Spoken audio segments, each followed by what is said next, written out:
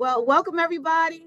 And here it's 5 o'clock-ish in the evening. We will get things going. So in terms of clinician well-being, I did a dissertation study on the impact of a healing justice ethics training on professional well-being and mindful self-care for social workers. So that presentation was geared in terms of talking about my research methods and my literature review. I'm at the Clinician Wellbeing Summit today. I'm sharing with you all more of the version that I actually used in the intervention with social workers. And so it is this focus on healing justice as part of a parallel process, addressing our own professional well-being and ethical self-care, along with meeting the needs of our patients and families at this intersection of social justice work and the multitude of issues and concerns that our patients and families are dealing with.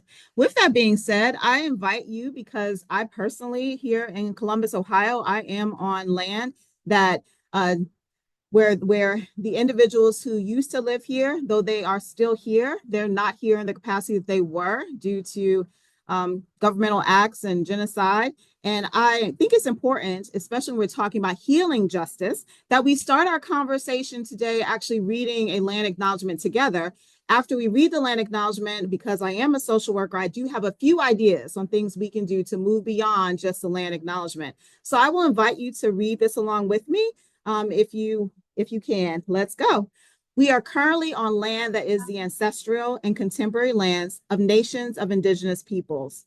For those whose traditional homeland is the land on which we currently stand and work today, we acknowledge that we are here today on this land without permission. We acknowledge this land was unlawfully occupied and forcibly obtained, including through federal government interventions such as the Indian Removal Act of 1830. As a participant in today's ECHO session, I honor and respect the diverse indigenous peoples who have stewarded this land and acknowledge the role I personally have to work for social, economic, racial, and environmental justice. Thank you all for reading that with me. And I'm going to go to this next slide. Here in Ohio, we have a Native American Indian Center, and they are actually looking to buy back land. These are some examples of ways that you can go beyond and actually demonstrate that honoring and respecting and considering the responsibility we collectively share for supporting all the members of our community, including those who are dealing still with intergenerational harms. With that being said, I'm going to invite you, if you will share in chat, what did you notice? What stood out to you as we engaged in that land acknowledgement together? And as we consider how we can go beyond the land acknowledgement as indicated on this slide. So here's where y'all, I'm looking at chat.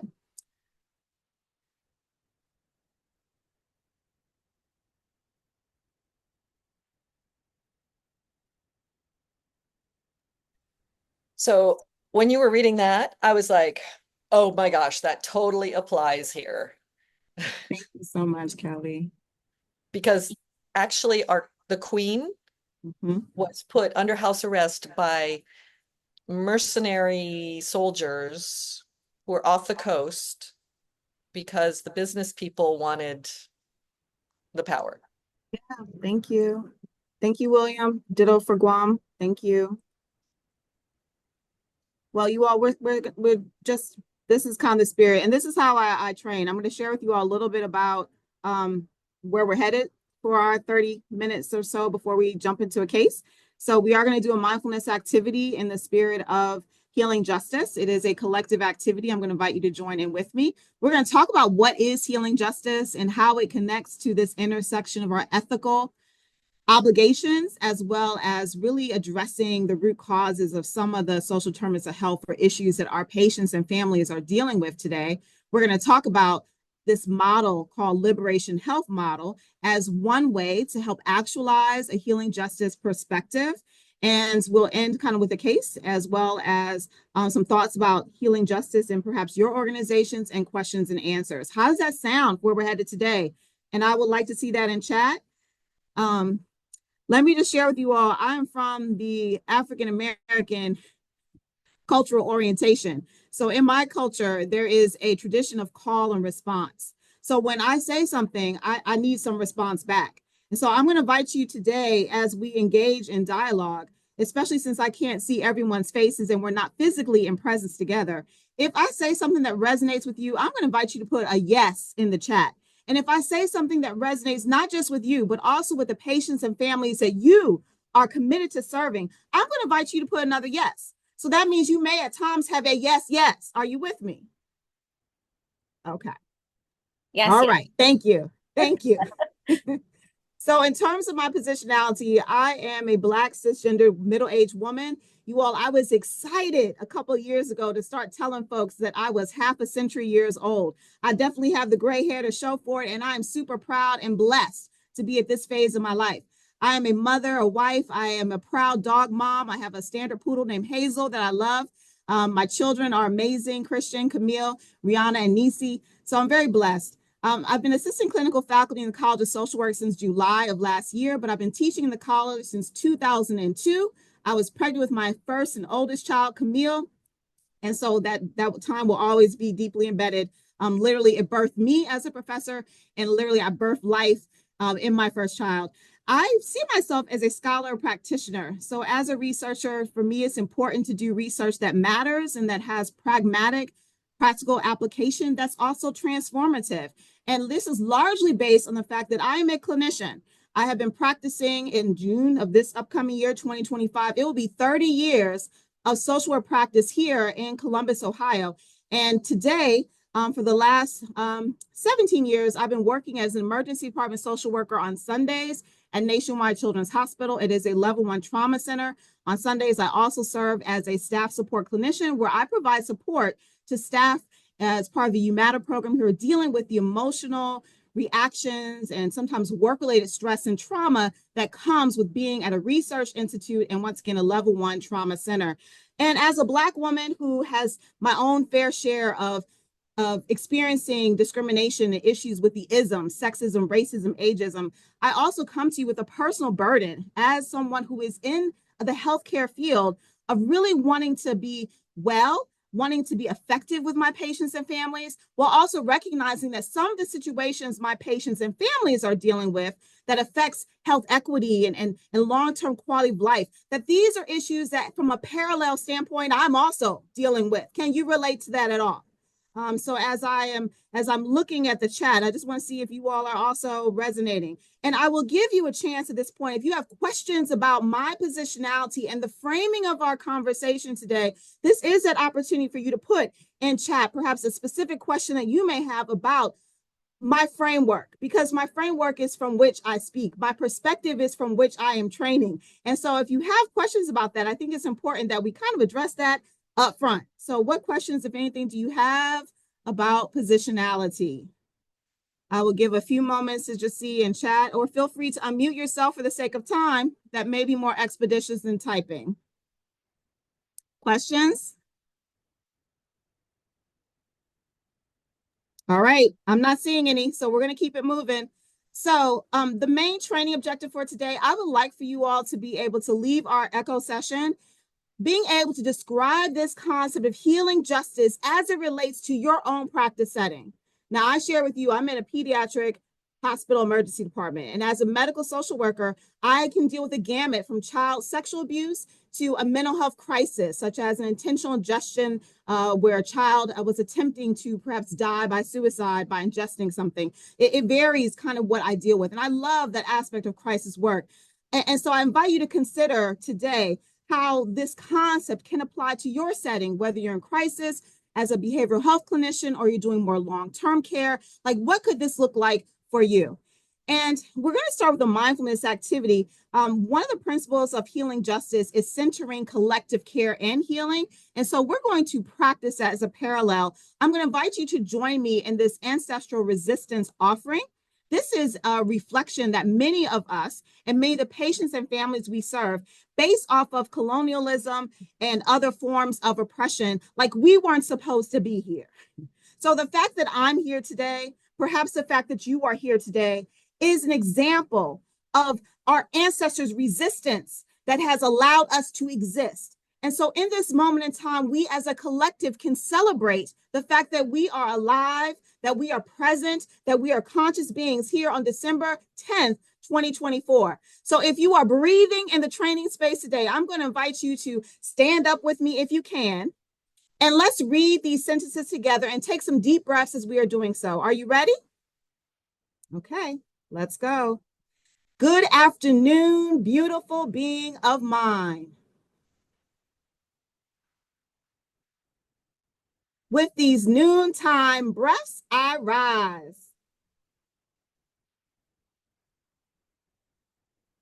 I rise with love-filled vibrations. I rise with power. I rise with grounding energy.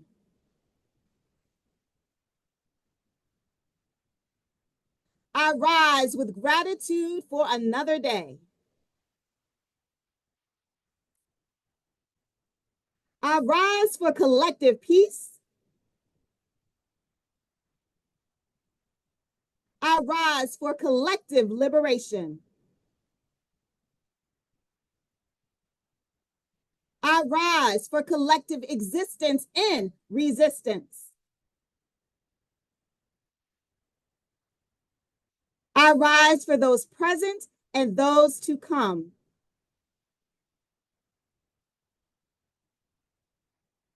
I rise.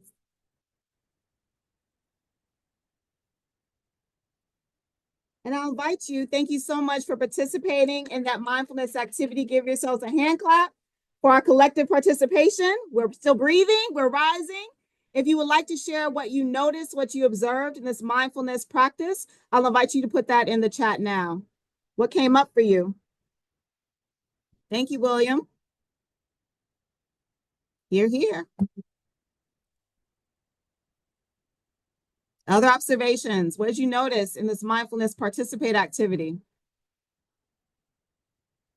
I was trained in mindfulness as a dialectical behavioral therapist who also was trained in trauma-focused cognitive behavioral therapy. And I love these kind of exercises. Thank you so much, Joe. Love this. Kelly, thank you. More center. Thank you. All right, Layla. Feeling empowered. Thank you. All right, you all. I appreciate you participating. Thank you, Donna Lay, keeping grounded and appreciative. Beautiful. I thank you all for sharing your observations. So let's get into this whole thing about practicing intersections. Now, once again, I am a social worker. This is from the Social Work Code of Ethics. If you're not a social worker, please don't throw no shade this way. I'm sharing from my worldview, and I had to call out my code of ethics, which I think ironically, in the midst of the global COVID-19 pandemic, came up with a statement about our professional well-being and self-care being one of our ethical standards. And so here it is. You can read this with me. Professional self-care is paramount for competent ethical social work practice. Now, what I would say to you all is, regardless of whether or not you're a social worker or a physician or a nurse practitioner or a registered nurse or a community health worker, can we agree that if we are working impaired, if we are working on the fringes of post-traumatic stress disorder, vicarious trauma, if we are dealing with heavy grief and loss, that it affects our ability to be competent, to be ethical, to provide error-free service to our patients and families? How many of you all agree with that? Let me see in chat. Are you with me? That, this is definitely an ethical situation. All right, I see folks agreeing. So, and if you don't agree, hopefully these next set of slides will help you to see, like, okay, this is why this is important. Well, let's start with the first definition. So what is healing justice, you may be asking? Well, if we look at a simple breaking down of the word, looking at Google's online Oxford Dictionary, healing means tending to heal, therapeutic, a healing experience as a way of kind of phrasing what healing is. And we add justice to that in this idea of healing in healthcare. I would invite you to think about your behavioral health clients and how many of you would agree that there are benefits to addressing issues of intergenerational trauma and to call upon ancestral strengths with your clients. How many of you would agree that for your patients and families, that there are benefits to healing relationship with self and healing relationships with others? How many of you can relate that even as you think about your treatment plans, your care plans, that there are benefits to healing relationships with your client systems and in the spiritual and religious dimensions in which they operate and the collective spirit, especially if they're Black, Indigenous people of color, that they often are operating within? Do you resonate with that at all? And if you do resonate with that, then we add into this piece, once again, this piece of like justice. So what is justice? And so from a social work standpoint, we're looking at justice as equality based on the inherent worth and dignity of all human beings. We look at rights. We look at justice as equality through economic redistribution, as flourishing of all species, not just human, all species in a healthy and sustainable, natural and built environment. We look at it as a form of moral integrity, as a form of fairness, and as a form of restoration. And that healing word ties back and healing. When I think about healing justice, my conceptualization of it has been really informed by a Black queer memory worker, activist, curator named Kara Page. Kara Page and Erica Woodland. Erica Woodland is a social worker who also identifies as queer and is a person, African-American Black person. They wrote this book, Healing Justice Lineages. And we think about the definition that Kara Page really has helped to bring forth. I'm going to invite you to read this definition with me. And then I'll invite you to either unmute or to share in chat what stands out to you in your role as behavioral health clinicians, in your role working in a healthcare environment. What stands out in terms of what healing justice is?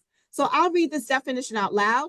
Healing justice is the practice of reimagining wholeness at the intersection of intergenerational trauma, current structures of oppression, and a generative and co-created future. We hold that joy and pleasure create possibility to be in right relationship with ourselves, each other, and the land. We strive to demystify medicine and healing and to make them accessible to everyone.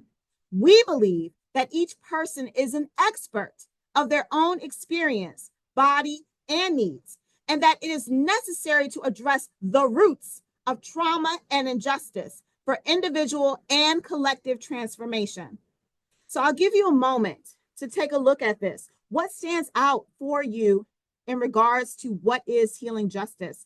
And I'm going to invite you all to, as Kelly already has, and thank you, William, for, yes, just let justice roll like water. Thank you, Laura. Yes, put in chat, what is standing out to you as you are reading this definition of what is healing justice?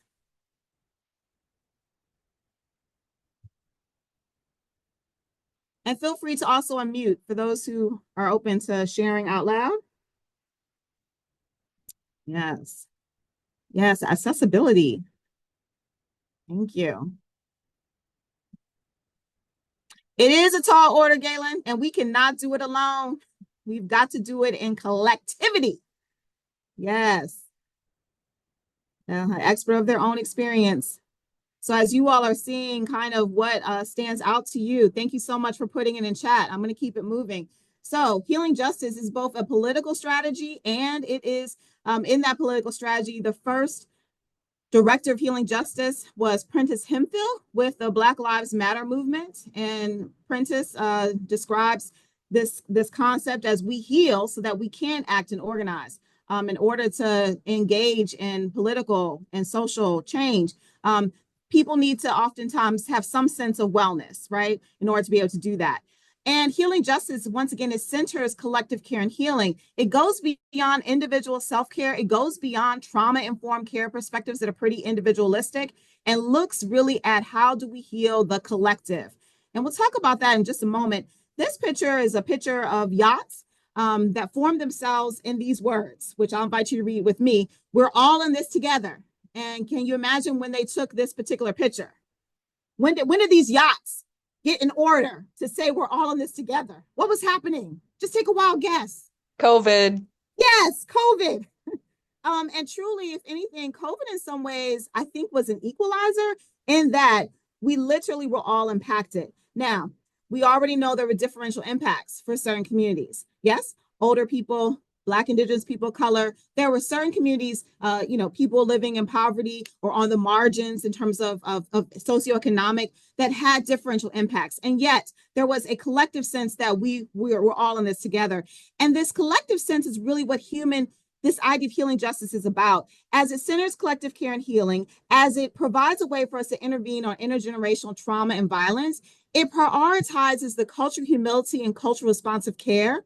It prioritizes like spiritual competence, things that Joint Commission from a healthcare standpoint tells us is pretty important. It's also very holistic in supporting whole person, whole community well-being with an integrative mind, body, spirit approach. And it offers, once again, a framework for us to consider political action which supports social justice aims in our clinical work. So let's get into so what is this? How do we do this? Well, first of all, going back to the ethics of it, when we address our own well-being, it helps us to be part of the revolution. So Audre Lorde, a Black feminist, queer woman, I love this quote. As she was battling cancer, she wrote this. I invite you to read it with me. Caring for myself is not self-indulgence. It is self-preservation. And that is an act of political warfare. So part of this framework for a political activity is, once again, the resistance in existence and addressing healing from a collective standpoint as a form of political action. It is this. So now, y'all, when I was in high school, I was I was a little cheerleader before I got to high school. And then in high school, I was part of, I don't know what we call it. I think we would call it the pep squad. So I went to a small Christian school. Say all that to say, I'm gonna invite y'all to chant with me. So we're gonna say each of these 3 times. You ready? Let's go. I will. I will. I will. You heal. You heal. You heal. And then we all do it. We all heal. We all heal. We all heal. And let's give ourselves a clap for that. Why? Because it's only when we engage in this work as a collective, going back to Galen's comment, that we can hope to fulfill our collective vision for ethical practices, anti-oppressive and transformative in healthcare and in behavioral healthcare. So why do we need a healing justice framework? Well, let's see if you agree with this. How many of us have heard of the groundbreaking adverse childhood experiences study? Yes, we've heard of it. And of course, the modified version of the ACEs includes looking at the social conditions and the local context, as well as generational, embodied, and historical trauma. So we can't forget the experiences that folks have experienced, such as Japanese internment camps in California, for example. These were Japanese Americans who in the middle of World War II were essentially robbed of their property, robbed of their businesses, and put in these prisons, internment camps, that they were stuck in during World War II. And that lasted for about 2 years, you all. They were American citizens, born, many of them, in the United States of America, but yet they were put into these internment camps. History tends to repeat itself. We have those who have survived the Japanese internment camps. This is an example of that historical trauma. We've already talked about Indigenous people in general, historical trauma. And so we have to acknowledge that these pieces affect, and the research suggests it affects, right? Long-term health outcomes. Public health crisis of racism, this is still an issue. The trauma of racism, this slide features things that the New York University College of Social Work, NYU Silver, has come up with as the collective trauma that we've experienced because of chattel slavery, Jim Crow, lynching, de facto and legal discrimination. You can see the list here, you all. How many of the patients and families are you dealing with are continuously being traumatized by some of the things that you're seeing on this slide here? And then you add to this reality of what our patients and families are dealing with, the fact that intersectionality still matters. So where people sit in terms of their social identities, the color of their skin, their level of education, how they grew up in terms of socioeconomics, the neighborhood they live in, zip codes matter, you all. Social determinants of health, it matters.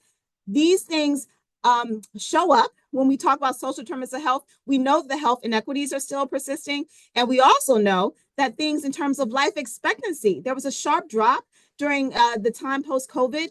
And when we think about some of the populations, once again, that have this ongoing weathering effect, why is it that African-American mothers, regardless of socioeconomic status in the United States, have higher rates of Black maternal death?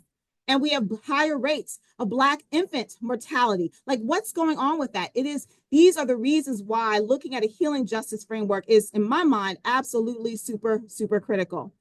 When we think about racism, Jonathan Metzl wrote a book called Dying of Whiteness, and he talked about how state policy shaped by white supremacy increases mortality rates in much the same way as other man-made health risks, such as pollution. So going back to this, we're all in this together, this idea of addressing health equity issues I invite you to read this last part. It requires removing those obstacles to health, such as poverty, discrimination, and their consequences, including powerlessness and lack of access to good jobs, fair pay, quality education, housing, safe environments, and healthcare. So when we look at this, our code of ethics essentially demands that we explicitly bridge this gap sometimes that shows up in our clinical work when we're dealing with, say, a client's depression or anxiety and these social justice themes. And so for physicians, I've highlighted from the American Medical Association's Code of Ethics 3 pieces that really stood out to me in terms of your ethical obligation. And part of that is that responsibility to seek changes in those laws, which are contrary to the best interests of your patients. It includes that responsibility to participate in activities contributing to the improvement of the community and the betterment of public health. And it talks about how physicians shall support access to medical care for all people, which goes to that health equity piece of the Robert J. Woods Foundation. We just read that slide as they define it, increasing that access. We also go to our social work code of ethics and this reminder that professional self-care is paramount and that our organizations need to also be providing the supports for social worker self-care. And because we value integrity, there's this piece about us taking measures to care for ourselves personally and professionally. Yet how many of us social workers can relate that this intersection of our professional well-being as we're dealing with the traumas and the hardships and the lack of resources for our patients and families and clients, that can really wear on us. And then sometimes our colleagues are impaired, and we also are called out to address in a sense of collective well-being and centering care when our colleagues are not doing well. Like, we can't sit in silence and talk about them in the break room. Like, we actually have an ethical obligation to help support our colleagues. And when we add to that piece, the culture responsive, cultural competence piece, we're looking at needing to take action, that being the key word, against oppression, racism, discrimination, inequities, personal privilege, so that we also are holding institutions accountable for advancing cultural humility. So for our nurse practitioners in the room, you all also, from your code of ethics, you have the responsibility to be an advocate and to influence health policy at all levels of government and to promote optimum health, which this is a indigenous health model represented here. So like this idea of healing justice allows you to put into practice what your code of ethics is already inviting you to do. So how do we use this framework of clinical justice? How do we use healing justice in our clinical work? That's what we're going to cover next, and we'll end on that. So one of the things that a healing justice framework invites us to consider, because it is its integrative mind, body, and spirit, is the question, is it me? Is it you? Is it them? So when a patient or client tells you they're feeling anxious and they're talking about what is spurring their anxiety, I had a patient in urgent care who talked about an increased anxiety, and she really attributed to like what she was seeing on social media. Now, you all, the research is pretty conclusive for adolescents that social media and mental health is what?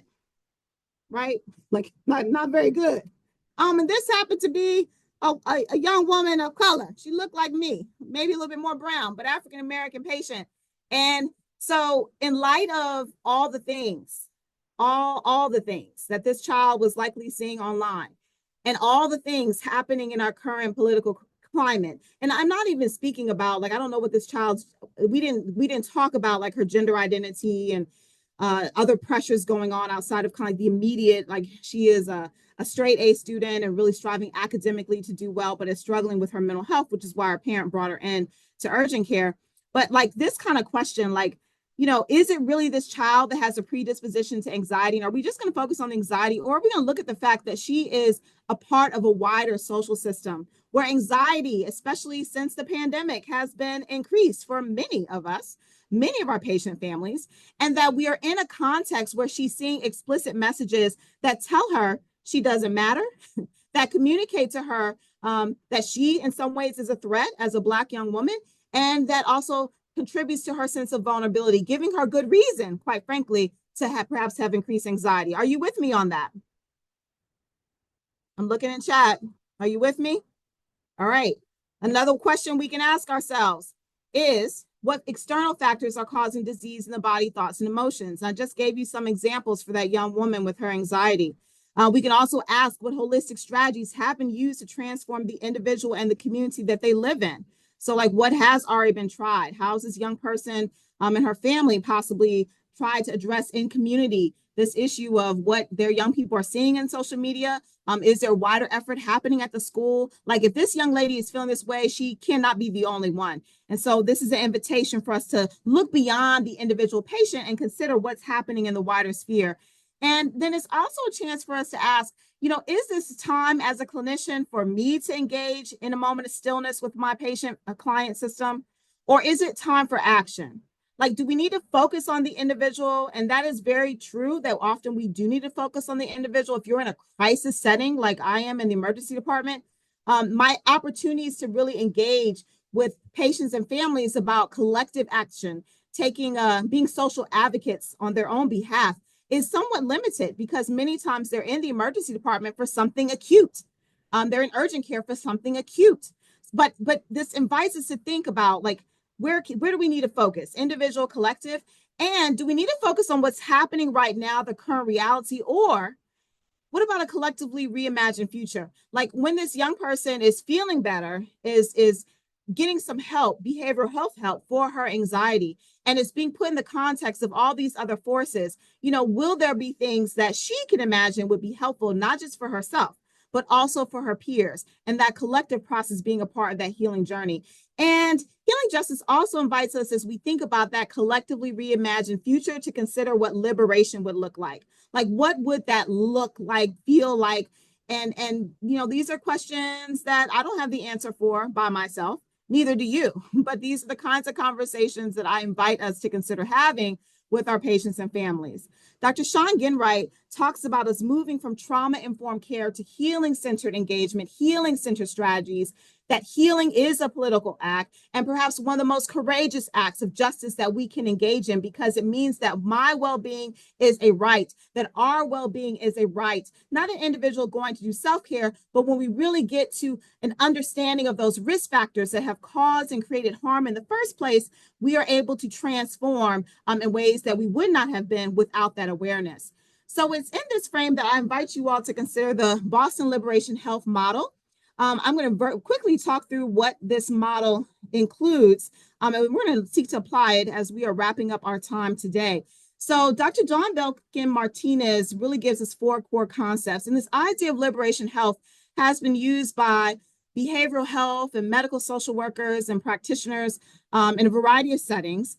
And these 4 core concepts are really informed by kind of liberation theories. So feminist theories, critical race theories. When we think about Paulo Freire and kind of like this idea of the pedagogy of the oppressed, and how do we, through education, help to transform the realities of people who are oppressed. These are some of the liberatory theories that have informed this practice of liberation health model. So one of the things is identifying what is the current historic moment. And the emphasis of this may vary depending on where you are. However, I think that at least I'm here in Columbus, Ohio, and I'm imagining that some of what is true in my neighborhood, in my community, may also be true for things that are happening in your areas. Can you relate it all to what you're seeing on this particular slide? That these are some of the current historic things happening. All right. And then we move on. So the second concept is not just acknowledging what is the current reality, but also, I keep losing my mouse. 1 second. But also, what is worldview? So what is our worldview? What is the worldview of our patients and families? Because worldview is everything. How we view the world, our lens, our perspective, it shapes our vision about problems, and it contributes to our perspective on solutions. There's also this piece that often happens when we have individuals who are dealing with systemic, consistent oppression, that they many times will internalize dominant worldviews that include it's like internalized oppression. And so this particular picture hopefully will give you an idea. How many of us who identify as female can relate to the experience of being objectified, whether it's the cat calls on the street or in relationships where we have been demeaned or diminished as little more than a sexual partner, perhaps, and not seen in the fullness of our humanity. And so objectified people are often treated as objects, and the world is acting upon them. And so sometimes our patients and families will have this view about themselves, that they are objects, that the world is acting upon them. And so there's a sense of powerlessness and helplessness that sometimes we can see as a result of that. And so another of the concepts is that as we move towards liberation and transformation, we must assist in the deconstruction. So y'all mental health folks, we know how to do some deconstruction, some cognitive behavioral therapy, yes. Some reframing, yes. This is that opportunity, even using motivational interviewing, perhaps, to help people deconstruct some of those dominant worldviews that are hurting the collective. And so the steps of the liberation health model includes defining the problem, and it's really what the client says the problem is. It's analyzing what is contributing to the problem in a holistic frame. So not just the personal factors, but the cultural and institutional factors that are contributing to the problem. It also involves rescuing the historical memory of change. So when we think about an individual who may be dealing with anxiety, like that adolescent patient I described for you all in urgent care, an example of rescuing the historical memory of change for her as a Black young woman may be inviting her to consider some of the sheroes in her current community in the past who have faced other forms of mental and emotional onslaught, and yet still they rise. And so there's this opportunity for us to, in some ways, engage in some history making. It may be asking our patients and our clients, can you tell me how your grandmother survived XYZ? How do you think your ancestors dealt with this particular problem? If you're the anxiety you're feeling today, if these circumstances, like how do you think your grandfather would have navigated this? And that's one way to rescue that historical memory of change. And then we want to develop an action plan. So this is what the Liberation Health Triangle looks like. And I'm going to invite you all, we're not going to watch the video just because of time, but it is a way for you to kind of ground yourself more in this. It takes about 5 minutes. I will say they talk about sexual preference. That piece, I don't agree with the terminology sexual preference, but in general, it really centers this conversation once again on what are some of the isms that our patients and families are dealing with, and keeping that holistic perspective in mind. I think that this Liberation Health Plan and the Healing Justice Framework really allows us also to tap into sometimes those spiritual pieces and collective care practices that our patients and families may already be using that we can pull into treatment. So for example, anybody up for some laughter yoga? What about some trauma sensitive yoga? What about some art-based work or some mindful movement, some dance? What about storytelling? Is it going to be helpful for this young person or the family you're dealing with to resurrect some of the stories of their ancestors that are empowering, that give them a vision for what liberation could look like? Are there ways that we can center joy? And so I'm going to invite us to transition now to a little bit of a case. And so you all may have gotten, I will ask, if not, Kelly, would you read the case for us, please? Sure. I just got to close everything up, everything else around it. No problem. All right. We have Aiden. Aiden is a 16-year-old African-American queer adolescent living in a low-income neighborhood with their single mother. Sorry, I got expanded. Tasha. Aiden was recently diagnosed with metastatic osteosarcoma, a rare form of bone cancer. Due to the advanced stage of the disease and limited treatment options, Aiden's prognosis is poor. Aiden identifies as non-binary and has faced discrimination and social stigma in school and the neighborhood, exacerbating their already complex emotional and psychological needs. Tasha works multiple low-wage jobs to support the family, which includes a daughter age 14 named Bree, making it challenging to afford Aiden's medical care and basic needs. Tasha shares they have no other family here outside of their church family. Aiden is an excellent musician and has played keyboard for the church choir since they were 13. Aiden's father died in a motor vehicle accident when Aiden was 2. Both Aiden and Tasha say they want to be able to focus on being together as a family and increasing support, both financial and social, on Aiden's journey. They are seeking behavioral health support currently. Yeah. So you all, I'm going to invite you to take a few moments. As you will see, going back to the previous slide, the idea is for us to kind of consider, okay, if I can move the slide, sorry you all, to consider the problem from Aiden and mom Tasha's perspective, and you can put it in the format of the Liberation Health model perspective.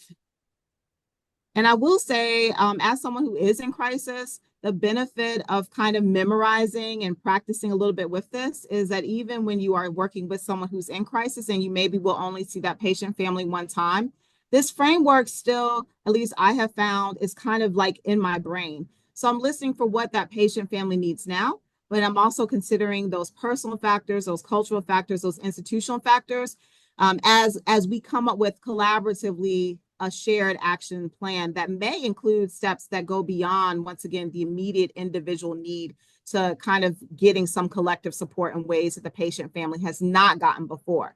So I'm going to invite you to take a few moments to consider Aiden's situation. What would you note is the problem? What are some of those personal factors? What about cultural factors? What institutional factors do you think could be playing a role? And what would you recommend from a behavioral health clinician standpoint, or whatever your role is? If you're a primary care provider, would you be making a recommendation that the social worker comes to help, or the psychologist in clinic? Like, what action steps would you take? And are there some action steps that go beyond the individual to really, once again, centering collective care and healing and addressing some of the systemic oppression would give this child and their family a voice greater than their own individual situation? So I'm going to give you literally 2 minutes or 3 minutes or so to kind of quickly jot down what comes to your mind thinking about Aiden. And then we'll go through each of the sections together before we get to just your open questions and Can we other only responses. list one problem? Yes, just the one problem. So I will. Great question, Queen. So we're All right, gonna just focus. osteosarcoma. We're just gonna focus on, yeah. So I know from a physician standpoint, but we're asking our behavioral health clinicians to like the emotional impact, the social impact. This family wants to be together. So if you were listening to Aiden and Tasha, this is like what their problem statement may sound like. So you can jumpstart there. So what else would go? All right, I'll keep track of the time.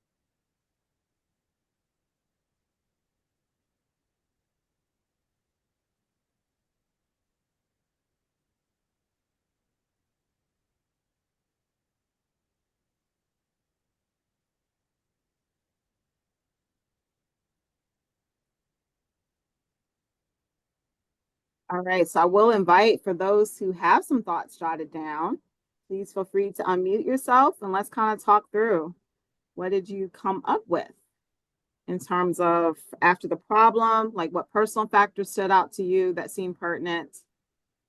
Then we'll move on to cultural factors and institutional factors that seem to be a part of this family's presentation to you. And then we'll conclude with the action steps. So thank you. Thank you, William. William has noted recognizing respite care and its acceptance might be part of the overall strategy and figuring out how to make this a reality. Love that. Thank you.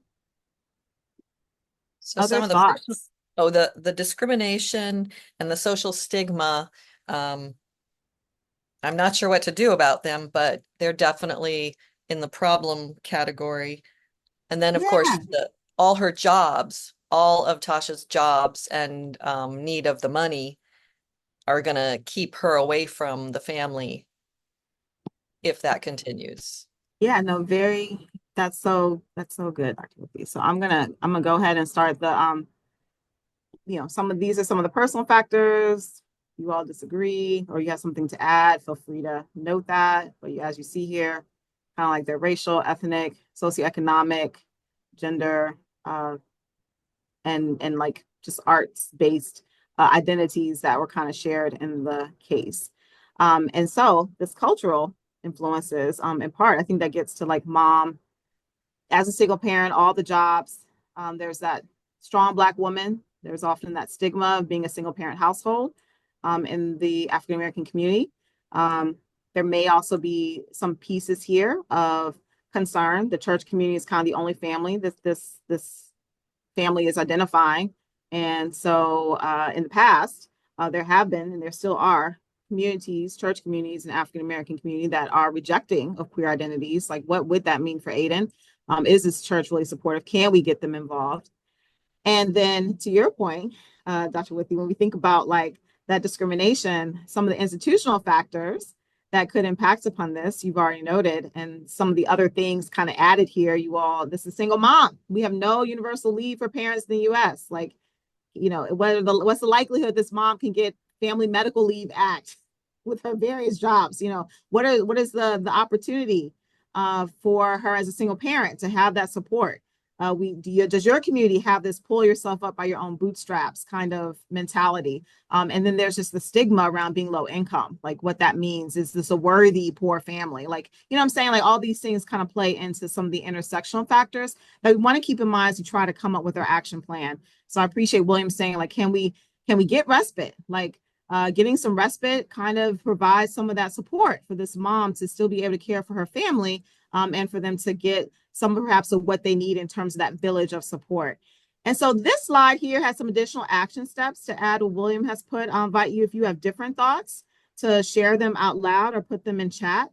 But it goes from like culturally specific counseling. So hopefully you will be providing culturally responsive care to Aiden with all of Aiden's intersections of identity and Aiden's mother's intersections of identity. But there's some other thoughts here too about, do we try to pull in that village of that church family? Are there opportunities to get some of the members of the church more actively involved in the therapeutic process with Aiden and helping Aiden and their mom to like be able to spend time together? Like, could that respite possibly come from that church family? And what are some programs that are perhaps in your community that you could help to connect Tasha to so she can be more present for her child? And is there an opportunity for Aiden and Tasha to share their story, to engage in some political action, perhaps for queer teenagers, but also for teenagers that are dealing with a similar diagnosis in terms of cancer? So that's that piece there about ensuring the reauthorization of the Childhood Cancer STAR Act, which was reauthorized in 2023. But perhaps it's not too early to think about the threats to reauthorization. So did you come up with something else in terms of action steps? I was thinking of a GoFundMe. Yeah, GoFundMe. That sounds great. Yeah. I mean, I was hoping the church would step up and have some support for Tasha so she can spend time with her family. And also, I wonder if Aiden can get on Social Security as a minor, but with a life-threatening illness. Anyway, and I felt like they needed a doula to get through the cancer process because it's so hard to understand. No, I love that. Yeah, Mila says welfare and educational system. Yes, that's a good thinking holistically, Mila. Thank you. I was thinking that along the lines of the Good, church, since they've already accepted him Yes. as far as a musician, that maybe there would be someone in the church community that could do homeschooling so he wouldn't have to be with the pressures of Yes. the social pressures at school. And that might take some of the pressure off his mom. No, that sounds great, Ella. Like this process of, imagine that we're reimagining with Aiden and Tasha what could be. And these are the kinds of ideas that we want to collaborate with them on and dive into and to see like what would quality of life, what would liberation, what would joy, how can we center joy for Aiden and Tasha, even in the midst of this diagnosis that it's pretty scary in and of itself. And what's the group that gives, oh, One Wish or something? The Wish The Foundation? Make-A-Wish Foundation. Yeah. Yes, Yeah. yes. No, that's a great idea. Yeah. Do they want to go to Disneyland For or sure. For oh, sure. hospice grief Thank counseling? you. Ah, No, that's good. never too early. Yeah, thank you for that. Our culture in general, and so I'm kind of speaking broadly, thinking about at least here in Columbus, Ohio, Franklin County, Ohio, like there's not really a supportive culture in some ways, a holistic culture around grief and loss. There's not like a standard set of rituals or practices to really kind of wrap as a community our arms around families such as Aiden's and Tasha's who are dealing with this. And so when we think about like the hospice grief counseling, I really appreciate that, Sally, because that does possibly represent a community along with other families who perhaps have been on this journey to help this family not feel so isolated. Love the idea of the meal train. Thank you, Leela. Yes. Mhm. Yes. Yeah, I was wondering if Aiden would even want the full treatment because the full treatment's gonna make them feel awful, Yeah. with the Yes, surgery and chemo and everything. for sure. Of course, And it can be that's expensive, but yeah, what do they want? exactly. And going back to what they want, we talked about what healing justice is part of that is demystifying, yes, medicine.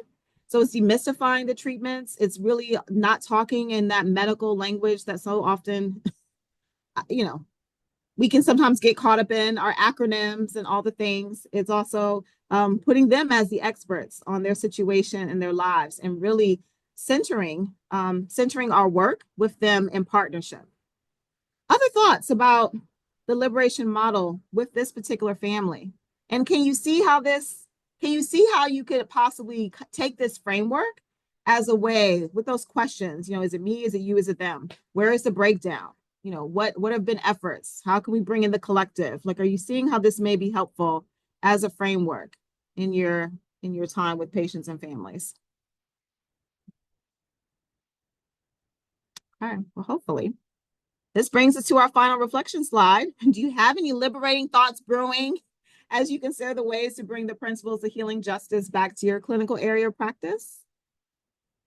So if there are questions and answers, this is kind of that time for us to share as a collective before we conclude. Well, Dr. Weir points out that most of these solutions are far beyond the time and practical constraints of being a physician, and they highlight the importance of team efforts to solve complex problems. What if we had the time to spend and go through this with the family? That's what, medical home is supposed to be. Love that. And that reality of I've only practiced in Columbus, Ohio, in our primary care settings, in our behavioral health settings. We definitely operate as teams. So as a physician, yeah, you may not have much that time. Are you then making that social work consult, making that psychology consult? Like, how are we providing that integrative care to a child in a family like Aiden's, so that holistic perspective, including social justice aims, can be addressed?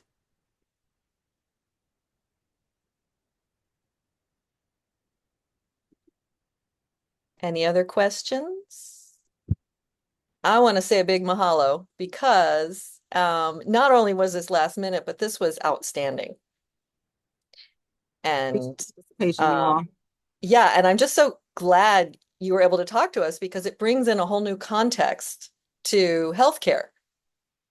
And it helps us think about the whole person and everything involved in each situation. So thank you so, so much. Welcome. You're so welcome. I just want to add to Dr.